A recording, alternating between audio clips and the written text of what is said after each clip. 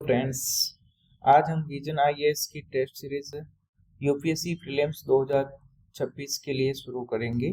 पहला टेस्ट है 6310 test code है। ये विजन का पहला टेस्ट है। इसका हम हिंदी वर्जन देखते हैं। हिंदी मीडियम में पहला क्वेश्चन दे रखा है इन्होंने। पहला क्वेश्चन पढ़ते हैं। सबसे पहले क्वेश्चन दिया है, किसी नागरिक की नागरिकता तब समाप्त हो जाती है। तीन स्टेटमेंट दे रखे हैं, 1 2 3 स्टेटमेंट दिए हैं और फिर ऑप्शन दिए हैं इन्होंने। ऑप्शन में दिया केवल दो, 1 व 2, 2 व 3, 1 2 3। मतलब दो ऑप्शन आप देखेंगे तो यहाँ पे मतलब चारों में दो दो तो दे रखा है। इसका मतलब ये हुआ कि दो तो पक्का ही सही है, तो हम इस पे ध्यान नहीं देंगे। पहले और तीसरे को पढ़ते हैं। पहले में कहा है कि 5 वर्षों से सामान्य रूप से भारत से बाहर निवास कर रहा है व्यक्ति। लगातार 5 वर्षों से सामान्य रूप से भारत से बाहर निवास कर रहा है। अब हमें ये पता होना चाहिए, फैक्ट है ये, 5 वर्षों तक। एक बार इसको हॉल्ड में डालते हैं। मतलब वैसे 5 वर्ष नहीं होते हैं, मतलब ये गलत है। 5 वर्ष तो 7 वर्ष होते हैं। 7 वर्ष तक अगर भारत का कोई व्यक्ति लगातार बाहर रहता है तो उसकी नागरिकता समाप्त हो सकती है, लेकिन इन्होंने 5 वर्ष दिया तो ये तो गलत हो जाएगा। तीसरा स्टेटमेंट इन्होंने दिया है, पंजीकरण या प्राकृतिक नागरिकता के 5 वर्षों के दौरान नागरिक को किसी देश से 2 वर्षों का कारावास हुआ हो। मतलब ये उन्होंने कोई भी व्यक्ति जिसने पंजीकरण के जरिए या प्राकृतिक नागरिकता ली है, उन्होंने 5 वर्षों के दौरान ही 5 वर्षों के अंदर अंदर किसी भी देश में उस व्यक्ति को 2 साल की सजा हुई है, तो वो उस व्यक्ति की नागरिकता समाप्त हो जाएगी। उस व्यक्ति की नागरिकता समाप्त हो जाएगी। तो इसका मतलब ये स्टेटमेंट सही बोला है इन्होंने। दूसरा सही था ही। तीसरा पहला गलत है। पहला गलत है तो मतलब हम देखते हैं, पहला यहाँ गलत है, यहाँ गलत है। 2 और 3 आंसर में ये सी आंसर चाहिए। अगला क्वेश्चन देखते हैं। अगला क्वेश्चन क्या दे रखा है, इसको मैं एक बार विस्तार में और थोड़ा सा देख लो ये कैसे है। इसको मैंने आगे स्टेटमेंट में देखी एक बार। पहला क्वेश्चन सी आंसर है, नागरिकता अधिनियम 1955। मैं इसको आगे समझाऊंगा, पहले मैं दूसरे क्वेश्चन को समझा दूं, फिर इस दोनों 1 और 2 को एक साथ में ही समझा दूंगा वापस पूरा एक्सप्लेन करके। दूसरा क्वेश्चन देखो आप। दूसरा कह रहा है क्वेश्चन, मूल संरचना सिद्धांत की बात कर रहा है, नहीं बेसिक स्ट्रक्चर की बात कर रहा है। बेसिक स्ट्रक्चर स्टेटमेंट देखो, पहला और दो स्टेटमेंट दे रखे हैं। तो इसमें तो कोई आपको स्टेटमेंट ध्यान देने की जरूरत नहीं, केवल एक, केवल दो और मतलब ये तो सारे ही पढ़ने पड़ेंगे आपको। तो ये कह रहा है कि ये सिद्धांत सर्वप्रथम मिनर्वा मिल्स वाद में दिया गया है। अगर आपको पता होगा तो ये मिनर्वा मिल्स में नहीं दे रखा है, ये केशवानंद भारती में सबसे पहले आया था। 1973 के अंदर केशवानंद भारती वाद आया था, उसमें आया था। मिनर्वा मिल्स में नहीं आया था। मिनर्वा मिल्स 1980 के अंदर आता है उसमें। फिर ये मिनर्वा मिल्स के अंदर उन्होंने सुप्रीम कोर्ट ने दोबारा पुष्टि करी थी इसी की, बेसिक स्ट्रक्चर की। दूसरा स्टेटमेंट देखते हैं, संविधान संशोधन करने की संसद की आत्यंतिक शक्ति का समर्थन करता है। ये कह रहा है समर्थन करता है। समर्थन का मतलब है कि साथ देता है, कि बेसिक स्ट्रक्चर ये क्या तो रोकता है, मतलब समर्थन तो बिल्कुल ही नहीं करता, रोकता है। कि इसको बेसिक स्ट्रक्चर सुप्रीम कोर्ट ने इसीलिए दिया कि संविधान में संशोधन संसद आत्यंतिक नहीं कर सकती है, मनमाना संशोधन नहीं कर सकती है। इसको रोकने के लिए ही ये बेसिक स्ट्रक्चर आया था, तो इसका तो समर्थन नहीं कर सकता। ये गलत, ये गलत, तो आंसर अपना जाएगा डी। आप अब देखते हैं इसका दोनों को विस्तार में एक्सप्लेनेशन। पहले क्वेश्चन में हमने नागरिकता समाप्त होने के तरीके जान रहे थे, नागरिकता कैसे कैसे समाप्त हो जा सकती है। तो 3 तरीकों से नागरिकता समाप्त हो सकती है, कि ये तो स्वैच्छिक हो सकती है, दूसरा बर्खास्तगी हो सकती है, तीसरी वंचना। अब इनमें क्या है, तीनों में देखते हैं थोड़ा बहुत। स्वैच्छिक में क्या होता है कि कोई भी व्यक्ति है, मतलब 18 वर्ष से ऊपर का व्यक्ति, पूर्ण वयस्क और सक्षम नागरिक है, वो अगर खुद की इच्छा से भारतीय नागरिकता को त्यागता है तो वो त्याग सकता है, तो ये आ जाएगा स्वैच्छिक त्याग में। दूसरे में क्या आएगा, कोई भी भारत का नागरिक है, वो स्वेच्छा से किसी अन्य देश की नागरिकता ग्रहण करता है। मान लो भारत का नागरिक है, वो ब्रिटेन में जाके ब्रिटेन की नागरिकता लेता है, तो वो भारत की नागरिकता स्वेच्छा से मतलब खुद ब खुद ही समाप्त हो जाएगी। जैसे ही वहां की नागरिकता उस व्यक्ति ने ली, उसी दिन से भारत की नागरिकता समाप्त हो जाएगी। उसको बोलते हैं बर्खास्तगी। तीसरे में वंचना, वंचना में सरकार किसी की नागरिकता समाप्त करती है, केंद्र सरकार किसी की नागरिकता समाप्त करती है। राज्य सरकारों के हाथ में नहीं होता है, केंद्र सरकार के हाथ में होता है, क्योंकि भारत में नागरिकता होती है वो एकल नागरिकता। फर्स्ट देखिए कैसे कैसे समाप्त कर सकती है केंद्र सरकार नागरिकता। तो कि अगर किसी व्यक्ति ने फर्जी तरीके से नागरिकता ली है, फर्जी तरीके से ले रखी है, उसकी नागरिकता भारत सरकार समाप्त कर सकती है। दूसरा कह रहा है कि अगर किसी व्यक्ति ने संविधान के प्रति अनादर व्यक्त किया है, अनादर मतलब संविधान नहीं पालन करेंगे वगैरह वगैरह ऐसा कुछ करता है, तो उसकी भारत सरकार नागरिकता समाप्त कर सकती है। तीसरे में कह रहा है कि अगर कोई युद्ध, हमारे देश के साथ युद्ध चल रहा है किसी का, या किसी देश के साथ हमारा युद्ध चल रहा है, शत्रु देश के साथ में वो गैर कानूनी संबंध बनाए रखता है, कोई व्यक्ति हमारे शत्रु देश के साथ में गैर संबंध कानून बनाता है, तो उसकी नागरिकता भारत सरकार समाप्त कर सकती है। चौथे में इन्होंने कहा है कि पंजीकरण या प्राकृतिक नागरिकता के 5 वर्षों के दौरान किसी देश में 2 वर्षों का कारावास हुआ हो तब भी नागरिकता समाप्त हो सकती है। 5वें में दिया है सामान्य रूप से भारत के बाहर 7 वर्षों तक कोई निवास करता है तो उस व्यक्ति की नागरिकता समाप्त हो सकती है। हमने ये पढ़ा कि नागरिकता कैसे कैसे समाप्त होती है। नागरिकता वैसे अर्जन होती है, नागरिकता प्राप्त करने के 4 तरीके होते हैं। नागरिकता 4 तरीके से मतलब ली जा सकती है। एक तो जन्म से ली जा सकती है, दूसरा वंश, तीसरा हमें प्राकृतिक ले सकते हैं, चौथा पंजीकरण लगा के। ये 4 तरीकों से नागरिकता मिलती है। समाप्त होने के तरीके हमने देख लिए, और नागरिकता ली कैसे जाती है नागरिकता, तो हमने 4 तरीके देखे। ये था पहला क्वेश्चन। दूसरे क्वेश्चन की हम विस्तार से देखते हैं। तो दूसरे क्वेश्चन में हमने ये बेसिक स्ट्रक्चर की बात करनी है। तो सुप्रीम कोर्ट ने फर्स्ट टाइम केशवानंद भारती बाद में 1973 में ये इंट्रोड्यूस किया था। मूल संविधान में बेसिक स्ट्रक्चर की कोई बात नहीं है, लेकिन बाद में 1973 में केशवानंद भारती का केस आता है सुप्रीम कोर्ट में। उसमें सुप्रीम कोर्ट को लगता है कि बेसिक स्ट्रक्चर का एक सिद्धांत लाना चाहिए, तो सुप्रीम कोर्ट लेके आती है। उसमें क्या होता है, फर्स्ट टाइम में तो 1973 में ये सुप्रीम कोर्ट ने इंट्रोड्यूस किया। जब 1980 के अंदर मिनर्वा मिल्स वाद आता है, उसमें भी सुप्रीम कोर्ट ने इस बेसिक स्ट्रक्चर की पुष्टि की थी, मतलब उन्होंने सही बताया कि ये सही है।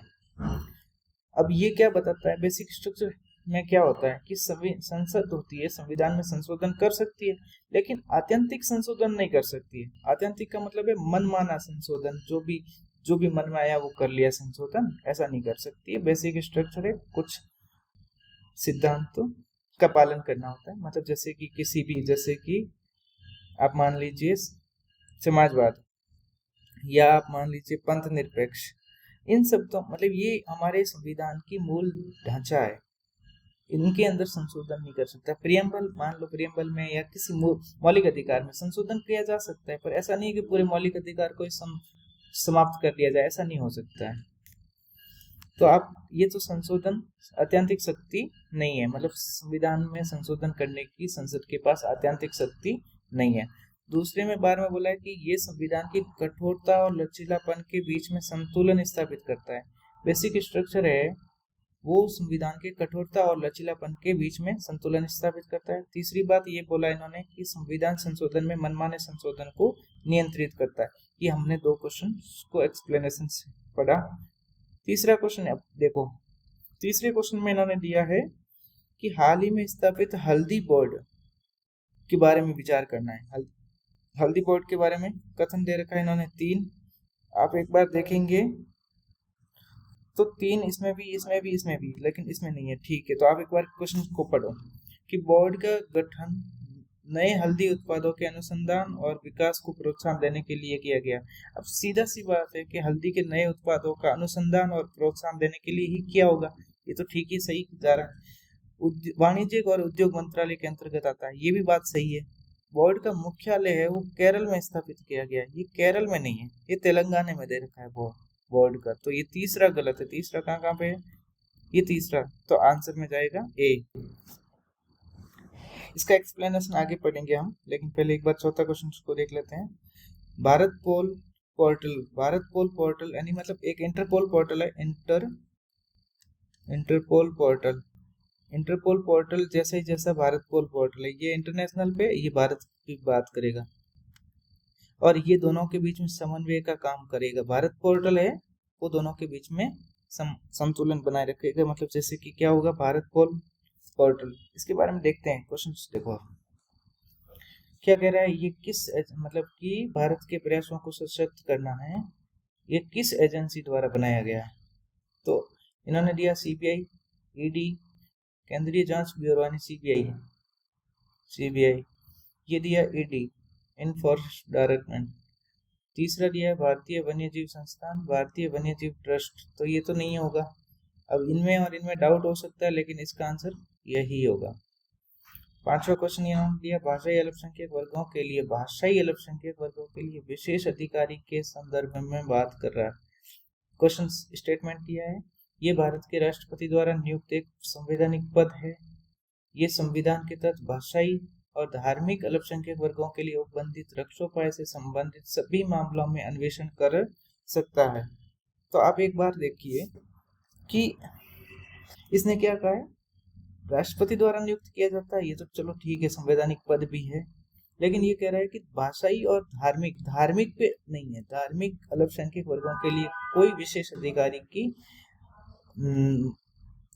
यहाँ पे विशेष अधिकारी का उल्लेख नहीं है। एक बार आप देखेंगे स्टेटमेंट में ऑप्शन देखो, केवल 1, केवल 2, 1 व 2, ना 1 ना 2।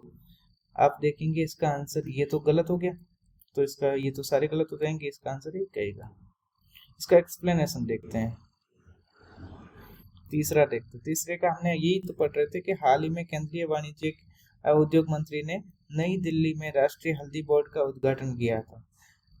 ये बोर्ड नए हल्दी उत्पादों के अनुसंधान और विकास को प्रोत्साहन करता है। विदेशों में विपणन यानी विदेशों में अगर हल्दी के निर्यात है तो हल्दी संबंधित उत्पादों के मूल्य संवर्धन का मतलब मूल्य में उतार चढ़ाव पर ध्यान देता है। ये बोर्ड वाणिज्य और उद्योग मंत्रालय के अंतर्गत आता है। तो हमारा ये स्टेटमेंट तो सही हो रहा था। इसका मुख्यालय वो तेलंगाना के निजामाबाद में, कहाँ पे, निजामाबाद में। तो ये तो तीसरा क्वेश्चन था। चौथे क्वेश्चन में हम भारत पोल की बात कर रहे थे। एक इंटरपोल है, एक भारत पोल है। भारत पोल भारत के अंदर है, जैसे इंटरपोल है वहाँ इंटरनेशनल, यहाँ पे भारत में भारत पोल है। भारत पोल अंतर्राष्ट्रीय पुलिस सहयोग के माध्यम से पारदर्शी अपराधों के विरोध, सहायता और त्वरित कार्रवाई के लिए एक प्रसारण केंद्र है। ये सीबीआई द्वारा विकसित, ये किसने किया, सीबीआई ने विकसित किया। ये केंद्रीय और राज्य एजेंसियों को इंटरपोल के साथ सरलता से जुड़ने और अपनी जांच को तीव्र करने में सक्षम होता है। एजेंसियां मतलब केंद्रीय एजेंसियां जैसे सीबीआई, ईडी वगैरह, राज्य में एसपीजी वगैरह। तो ये एजेंसियां इनका ये मतलब इंटरपोल के साथ सरलता से जुड़कर अपनी जांच को तीव्र कर सकती है। 5 प्रमुख विशेषताएं क्या क्या है भारत पोल की 5 प्रमुख विशेषताएं क्या क्या है। भारत पोल में एकीकृत मंच, यूनिफाइड प्लेटफॉर्म। ये इंटरपोल के लिए राष्ट्रीय केंद्रीय ब्यूरो एनसीबी न्यू दिल्ली के रूप में सीबीआई को भारत में सभी कानून प्रवर्तन प्राधिकरणों मतलब कानून के प्राधिकरणों, पुलिस अधीक्षकों और पुलिस आयुक्तों के साथ एकीकृत करता है। इन सबको एक साथ में जोड़ने का काम कौन करेगा, भारत पोल। ये यूनिफाइड प्लेटफॉर्म है। दूसरा इसका विशेषता क्या है, सरलीकृत अनुरोध तंत्र। इसमें होगा अग्रिम पंक्ति के पुलिस अधिकारियों को मानकीकृत प्रारूपों का उपयोग करके 195 सदस्य देशों तक आसान पहुंच और तीव्र पहुंच। ये क्या कह रहा है, 195 सदस्य है, मतलब इंटरपोल के अंदर, इंटरपोल में 195 सदस्य देश हैं। कितने, 195। तीसरा इसकी विशेषता क्या है, त्वरित सूचना प्रसारण। सीबीआई और एनसीबी को 195 देशों से प्राप्त आपराधिक कानूनों को भारत के सभी कानून प्रवर्तन एजेंसियों के साथ त्वरित साझा करना होता है। मतलब सीबीआई और एनसीबी को 195 देश जो उनके नागरिक है, मतलब सदस्य हैं इंटरपोल के, उनसे प्राप्त आपराधिक सूचनाओं को भारत के सभी कानून प्रवर्तन एजेंसियों के साथ जल्दी से जल्दी साझा करना होता है। फोर्थ इसकी विशेषता क्या है, इंटरपोल नोटिस के उपयोग में वृद्धि करना होता है। उसमें क्या होता है, अपराध या अपराधियों या अपराध से प्राप्त धन संपत्ति का वैश्विक स्तर पर यानी विश्व के स्तर पर प्रभावी तरीके से ट्रैक करना, इसको ट्रैक किया जा सकता है। इंटरपोल का नोटिस मिलेगा तो भारत पोल इससे जल्दी से जल्दी क्या कर सकती है, ट्रैक कर सकती है। वैश्विक स्तर पर भी ट्रैक किया जा सकता है, पहले ऐसा नहीं होता था। क्षमता निर्माण और प्रशिक्षण, ये पोर्टल उचित दस्तावेज, टेम्पलेट और प्रशिक्षण संसाधनों तक पहुंच भी करवाता है। हमने 5वां क्वेश्चन पढ़ा था, तो 5वां क्वेश्चन हमारा क्या था, भारत के संविधान में भाषाई अल्पसंख्यक वर्गों के लिए विशेष अधिकारी के संबंध में कोई प्रावधान नहीं था। मतलब ये कह रहा है कि मूल संविधान था, उसमें ऐसा कुछ भी भाषाई अल्पसंख्यक वर्गों के लिए विशेष अधिकारी के संबंध में कोई प्रावधान नहीं था।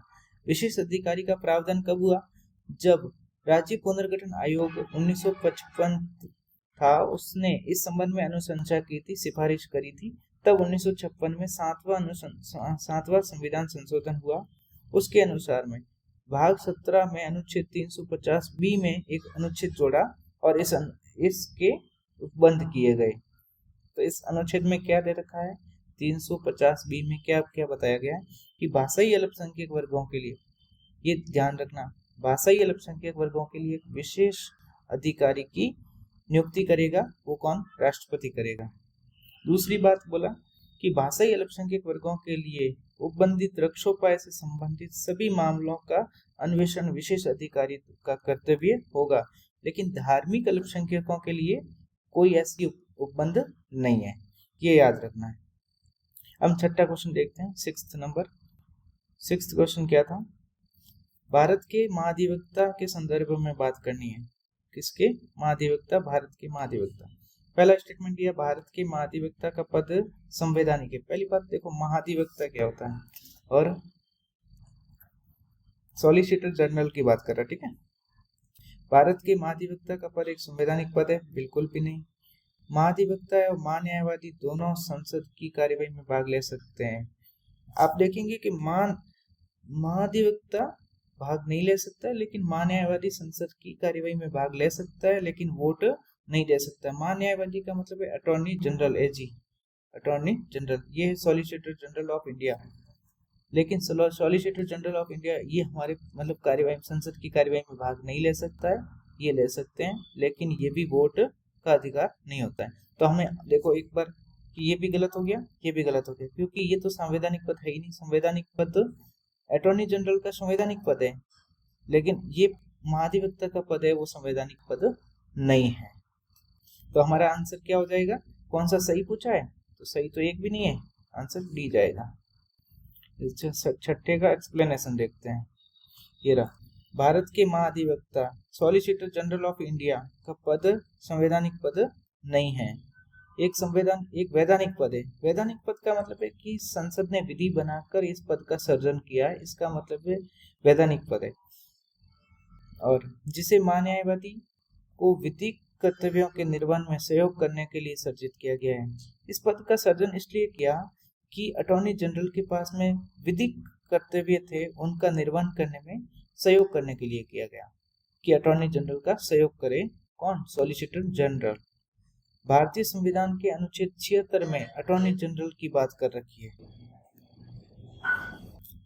महान्यायवादी की कहां पर है, अनुच्छेद 76 में, लेकिन महाधिवक्ता का पद संविधानिक में नहीं है।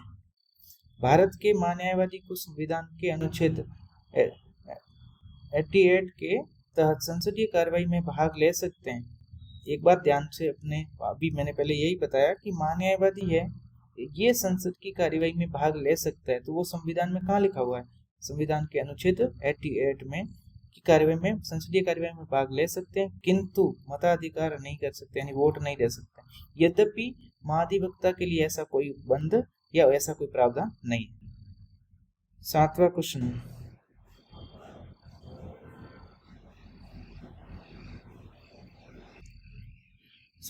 आप देखेंगे यहां से 7th क्वेश्चन पढ़िए। सबसे पहले इन्होंने पूछा क्या है, सही पूछा है ना, देखते हैं। पहला क्वेश्चन दे रखा है इन्होंने, उद्देशिका प्रकृति में न्यायिक होती है। आपने अगर सही से पढ़ा है तो प्रस्तावना कोई न्यायिक नहीं है, प्रस्तावना कोई न्यायिक नहीं है। तो ये तो पहला ही गलत हो जाएगा। जब पहला गलत हो जाए ना तो हमें कुछ नहीं पढ़ना होता है।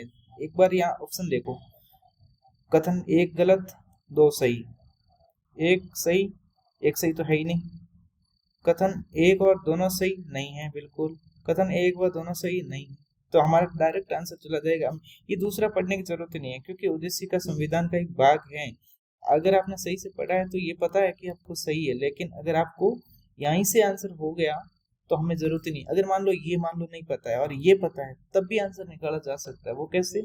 कि संविधान ओडिसी का वो संविधान का भाग है। अगर मान लो ये पता है आपको, ठीक है, और ये नहीं पता कि न्यायिक है या नहीं, तो मुश्किल से ये हो जाएगा कि आपने कंफ्यूजन ये हो जाएगा कि पहला ये सही है या नहीं है, वे क्या सही करता है या नहीं करता, या दोनों में अटक जाओगे। अगर ये पकड़ लिया ना तो आपका आंसर डायरेक्ट ही चला जाएगा। आगे इसका एक्सप्लेनेशन पढ़ेंगे, लेकिन पहले इसको 8वें को देखते हैं। वित्त आयोग। वित्त आयोग के बारे में पहला स्टेटमेंट पहले पूछ क्या रहा है, कितने कथन सही रखे। एक देखना कि एक तो कितने कथन सही रखे हैं और कौन कौन से कथन सही है, दोनों में बहुत फर्क है, ठीक है। तो इसने दिया कितने कथन सही है, पढ़ो। पहला क्वेश्चन दिया है कि एक अर्ध न्यायिक निकाय है जिसका गठन राष्ट्रपति द्वारा 6वें वर्ष किया जाता है। अगर आपने देखा है कि 6वें वर्ष नहीं होता, ये 5वें वर्ष होता है। 5 वर्षों के अंतर अंतर होता है। वो राष्ट्रपति को जब भी उचित लगे 5 वर्षों के अंदर किया जाता है, 5 वर्ष में। दूसरा, ये तो मतलब गलती हो जाएगा, छठा तो कह के।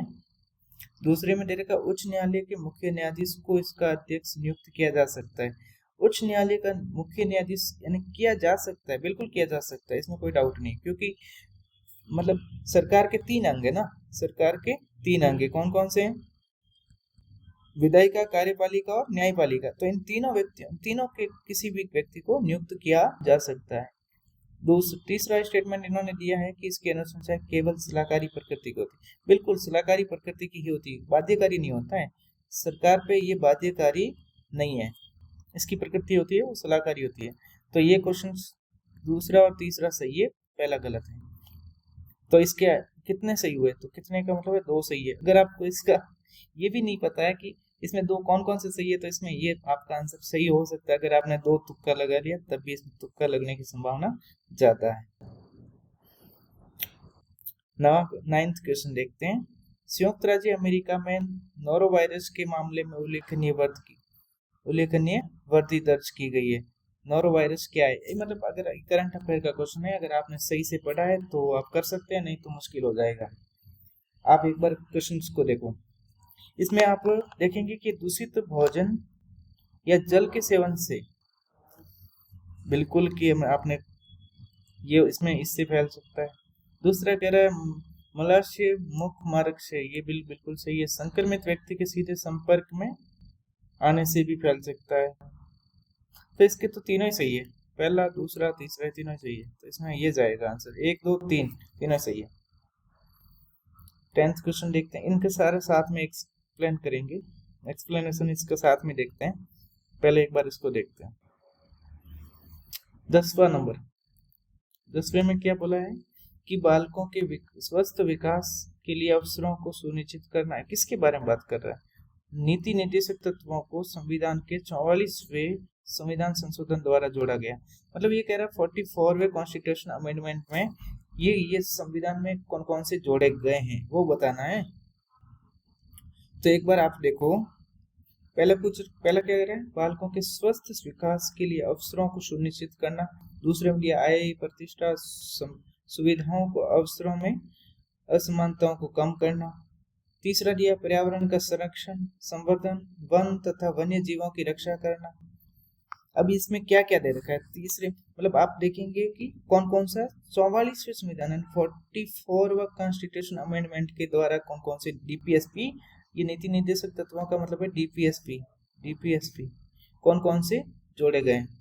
तो आप देखते हैं 10वां, इसमें सिर्फ केवल एक ही सही होगा। वो कौन सा है अपन देखते हैं आगे। मैं आपको पूरे मतलब ये 44वें में कौन से जुड़े हैं और 42वें में कौन से जुड़े हैं वो सारे आगे बताते हैं। 11वां क्वेश्चन है प्रत्यक्ष लोकतंत्र के साधन। वैसे ये इन्होंने बोला प्रत्यक्ष लोकतंत्र के साधन। लोकतंत्र 2 प्रकार के होते हैं, प्रत्यक्ष एक डायरेक्ट होता है, एक इनडायरेक्ट होता है। अभी इन्होंने प्रत्यक्ष लोकतंत्र की बात करी है।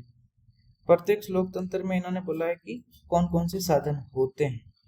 तो रेफरेंडम होता है, फ्री प्रतिष्ठा, ये भी होगा। प्रत्याशी को वापस बुलाना, इसको रिकॉल बोलते हैं, ये भी होगा। पहल, इंटेंसिव, ये भी होगा। जनमत संग्रह, रेफरेंडम, ये भी होगा। तो ये चारों हो जाएंगे सही। इसने सही पूछा है तो 1 2 3 4 ये ऑप्शन डी जाएगा इसका। इसको एक्सप्लेन आगे करेंगे। 12वां क्वेश्चन देखते हैं। इस किस पे बात करना है? संविधान की संघीय विशेषता पे बात करना है। संविधान की संघीय विशेषता, संविधान की दो है विशेषता, एकात्मक और संघीय।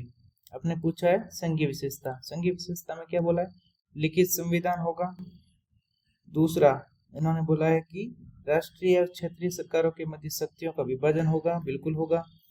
और एकीकृत न्यायपालिका, एकीकृत न्यायपालिका, लचीला संविधान, ये तो नहीं होगा, कठोर संविधान होता है ना इसमें। तो इसका आंसर क्या जाएगा? आप देखिए कि इसका आंसर 1 व 2 में कि राष्ट्रीय और क्षेत्रीय सरकारों के मध्य शक्तियों का विभाजन तो होता ही है और लिखित संविधान भी होना चाहिए। तो 1 व 2, क्योंकि 3 एकीकृत न्यायपालिका नहीं होती है, तो इसका आंसर रहेगा 1 व 2। अगर और आपने अगर मान लो ये नहीं भी पता है तो भी आप कर सकते हैं। जैसे कैसे? आपको ये पता है कि 4 गलत हैं, तो यहाँ से गलत हो जाएगा। आपके बचेगा क्या क्या? 1 व 2 3। तो अब कहीं पे 1 2 3 ऑप्शन में नहीं है, कहीं एक साथ में 1 2 3 ऑप्शन ही नहीं है। 1 व 2 का मिल जाएगा आपको, 1 व 3 का मिल जाएगा, लेकिन 1 2 3 का नहीं मिलेगा। इसलिए आंसर सीधा सा हो सकता है, अगर आपको ये डाउट हो तो, नहीं तो ये डायरेक्ट कट रहा है।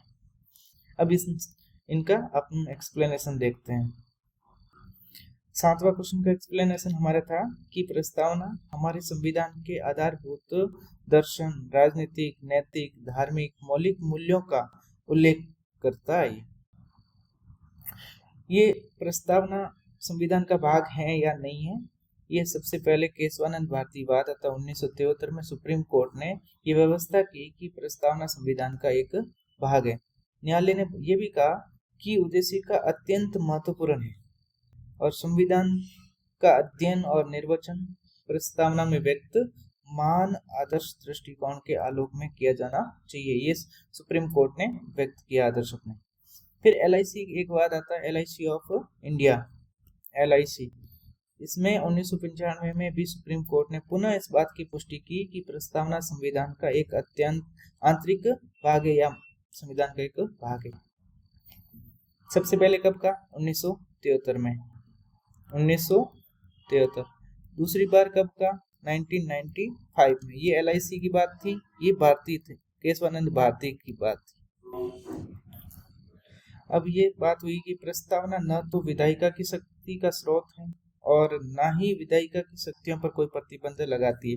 ये लाइन ध्यान रखना, कहता है कि विधायिका की शक्तियों का स्रोत प्रस्तावना है, तो स्टेटमेंट गलत हो जाएगा, क्योंकि विधायिका की शक्तियों का स्रोत प्रस्तावना नहीं है। और दूसरा, नहीं विधायिका पर शक्तियों पर कोई प्रतिबंध लगाता है। प्रस्तावना कोई विधायिका की शक्ति पर कोई प्रतिबंध नहीं लगाता है, ठीक है। तीसरा, गैर न्यायिक का मतलब है कि ये आप इस पे कोई बात लिखी है और उसको जाके आप सुप्रीम कोर्ट में विवाद होता है तो इसमें नहीं किया जा सकता है। इसके अंतर्गत उपबंधों को न्यायालय में कोई चुनौती नहीं दी जा सकती है, डायरेक्ट है कि गैर न्यायिक है। 8वें में बात करी इन्होंने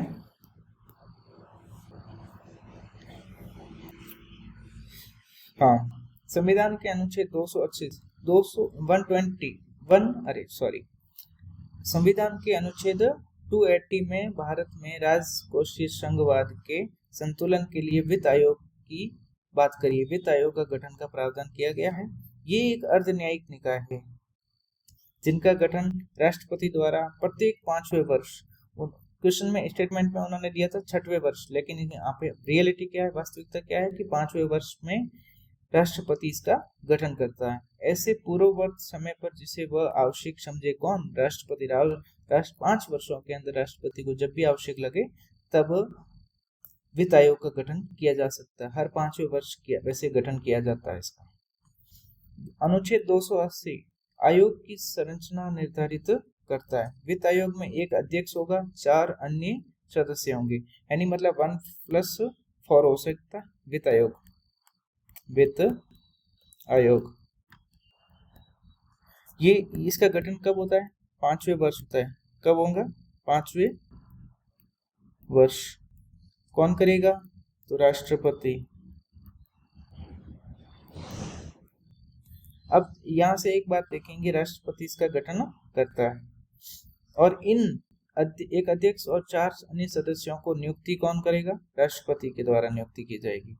वित्त आयोग अधिनियम 1951 के तहत संसद आयोग के अध्यक्ष और सदस्यों की अर्हता निर्धारित करती है। अर्हता यानी योग्यता, उसकी योग्यता फिक्स कर सकती है संसद। अध्यक्ष का चयन लोक कार्यों में प्राप्त अनुभवी व्यक्ति। अध्यक्ष कैसा होगा कि लोक कार्यों में उनको अनुभव होगा। तो ये सरकार राज्य के तीनों अंगों जैसे कार्यपालिका, विधायिका और न्यायपालिका, तीनों अंगों से संबंधित कोई भी व्यक्ति नियुक्त अध्यक्ष के पद पे किया जा सकता है। मद्रास उच्च न्यायालय के मुख्य न्यायाधीश पीवी राजमन्नार चौथे वित्त आयोग के अध्यक्ष थे। तो उसने एक स्टेटमेंट दिया था कि न्यायालय का कोई व्यक्ति इसका अध्यक्ष हो सकता है। तो बिल्कुल सही होगा क्योंकि 4th वित्त आयोग थे ना, उसका अध्यक्ष कौन था? मुख्य न्यायाधीश थे। कहाँ के? उच्च न्यायालय मद्रास के, पीवी राजमन्नार। आगे बोला कि वित्त आयोग अर्ध न्यायिक निकाय है, किंतु इसकी अनुशंसाएं सरकार के लिए बाध्यकारी नहीं है। ये निकाय अर्ध न्यायिक जरूर है, लेकिन इसकी सरकार ये अनुशंसाएं अगर करता है और सरकार पे बाध्यकारी नहीं है। सरकार ये सिर्फ केवल सलाहकारी प्रकृति, सलाह दे सकता है, कोई बाध्यकारी अनुशंसाएं नहीं है। 9th क्वेश्चन में हम देखेंगे, संयुक्त राज्य अमेरिका में centre for disease control and prevention ने नोरोवायरस मामले में वृद्धि की सूचना दी है।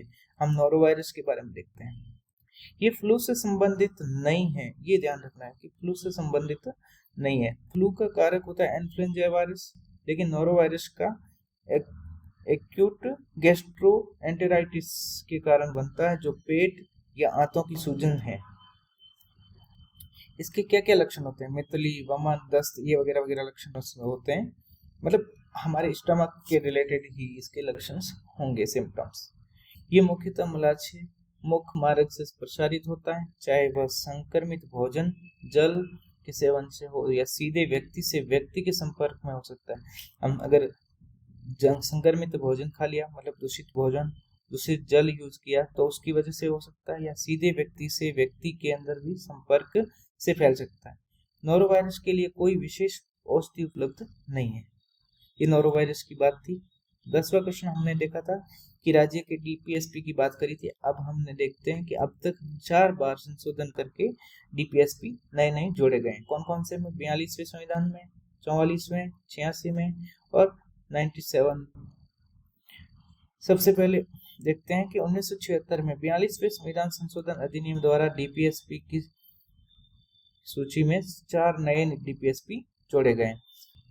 किसकी बात कर रहा है? 42वें संविधान संशोधन की बात कर रहा है। कौन कौन से जोड़ा? 42 में बालकों के स्वस्थ विकास के लिए अवसरों को सुनिश्चित करेगा। यह अनुच्छेद 39 के अंदर दे रखा है। ये पहले नहीं था, मूल संविधान में नहीं था, लेकिन 42वां संविधान संशोधन करके सरकार ने ऐड किया। बालकों के स्वस्थ विकास के लिए अवसरों को सुनिश्चित करेगा सरकार, राज्य सरकार, मतलब राज्य सरकार बोले राज्य करेगा। समान न्याय, गरीबों को निःशुल्क विधिक सहायता, मतलब वकील गवर्नमेंट उपलब्ध करवाएगी, वो 39A में दे रखा है।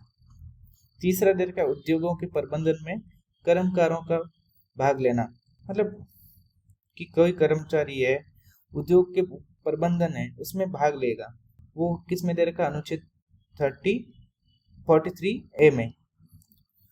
पर्यावरण का संरक्षण एवं संवर्धन और वन तथा वन्य जीवों की रक्षा करेगा। ये 48A में दे रखा है। ये भी 1 2 3 4 ये चारों 42 कॉन्स्टिट्यूशन अमेंडमेंट 42 कॉन्स्टिट्यूशन अमेंडमेंट में जोड़ा गया। 1978 के 44वें संविधान संशोधन अधिनियम के तहत में संविधान में एक और निर्देशक तत्व जोड़ा, यानी आप देखेंगे कि 42 में 4 जुड़े, 44 में एक जोड़ा। ये 44 में एक क्या जोड़ा? आय, प्रतिष्ठा, सुविधाओं और अवसरों की समानताओं में को कम करने का प्रयास करेगा। मतलब आय, व्यक्ति के आय में असमानता को कम करना है। ऐसा कह सकते हैं, गरीबी और अमीरी की रेखा को कम करना। ये किस में दे रखा है? अनुच्छेद 38 में दे रखा है। 11th क्वेश्चन में हमने देखा था लोकतंत्र दो प्रकार के होते हैं, एक प्रत्यक्ष लोकतंत्र होगा, एक अप्रत्यक्ष लोकतंत्र होगा। प्रत्यक्ष लोकतंत्र में देखते हैं, प्रत्यक्ष लोकतंत्र को लोग अपनी शक्तियों का प्रयोग प्रत्यक्ष रूप से करते हैं, जैसे कि स्विट्जरलैंड में ये संविधान में प्रत्यक्ष लोकतंत्र दे रखा है। तो प्रत्यक्ष लोकतंत्र में 4 मुख्य साधन कौन कौन से हैं? हमने ये क्वेश्चन में डायरेक्ट ये चारों उठा के दे दिए थे इन्होंने। परिपरीक्षा, पहल, प्रत्याशी को वापस बुलाना और जनमत संग्रह, रेफरेंडम, इनिशिएटिव और रिकॉल और प्लेबिसाइड, ये चारों बात करते हैं। तो सबसे पहले रेफरेंडम में क्या होता है? प्रस्तावित कानून को सीधे मतदाताओं के समक्ष मतदान के माध्यम से स्वीकृत के लिए प्रस्तुत करना। मतलब इसमें रेफरेंडम में क्या होगा कि कोई कानून बनाना है, तो हमारे यहाँ भारत में क्या होगा कि संसद कानून बनाती है, संसद में ही पेश किया जाता है। लेकिन स्विट्जरलैंड में क्या होगा कि कोई कानून बनाना है, उसको सीधे मतदाताओं यानी मतलब देश की जनता है उसके समक्ष रख दिया जाएगा।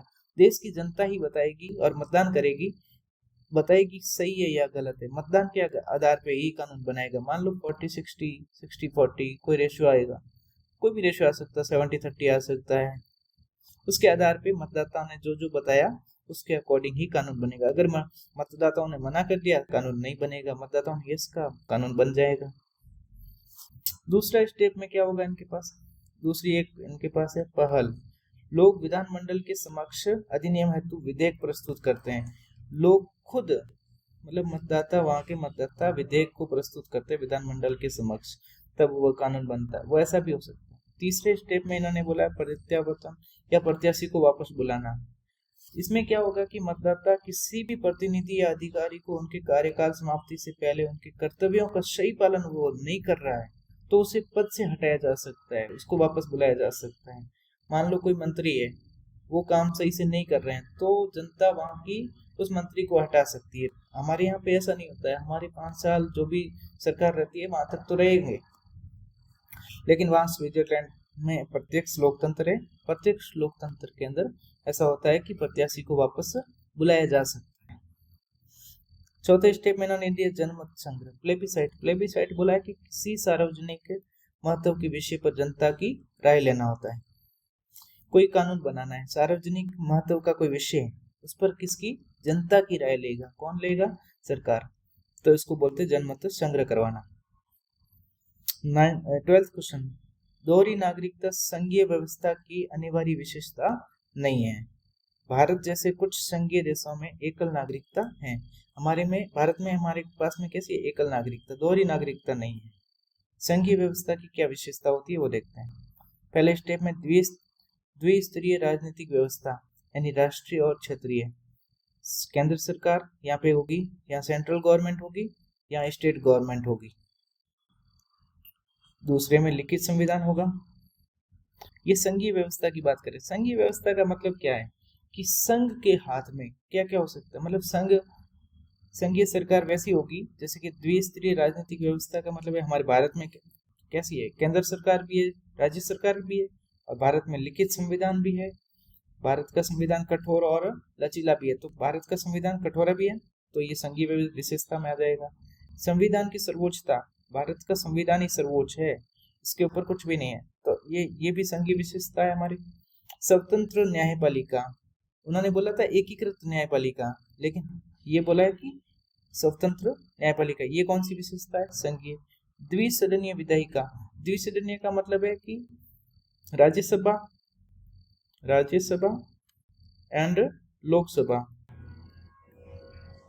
तो ये द्विसदनीय संसद है। राष्ट्रीय एवं क्षेत्रीय सरकारों के मध्य शक्तियों का विभाजन, शक्तियों का विभाजन आपने देखा है कि अनुसूची 7 में दे रखा है। 3 अनुसूची है, शेड्यूल 7 में 3 सूचियां दे रखी है। समवर्ती और राज्य सूची और संघ सूची। संघ सूची में केंद्र सरकार कानून बनाएगी, राज्य सूची में राज्य कानून बनाएगा और समवर्ती में केंद्र और राज्य दोनों ही बनाएंगे। तो ये शक्तियों का विभाजन इनमें कर रखा है। तो ये था हमारी विजन का टेस्ट, जिसमें 12 क्वेश्चन आज देखे। अगले क्वेश्चन 13 से आगे क्वेश्चन हम देखेंगे कल। तब तक के लिए आपको बहुत बहुत धन्यवाद कि आपने पूरा ध्यान से सुना।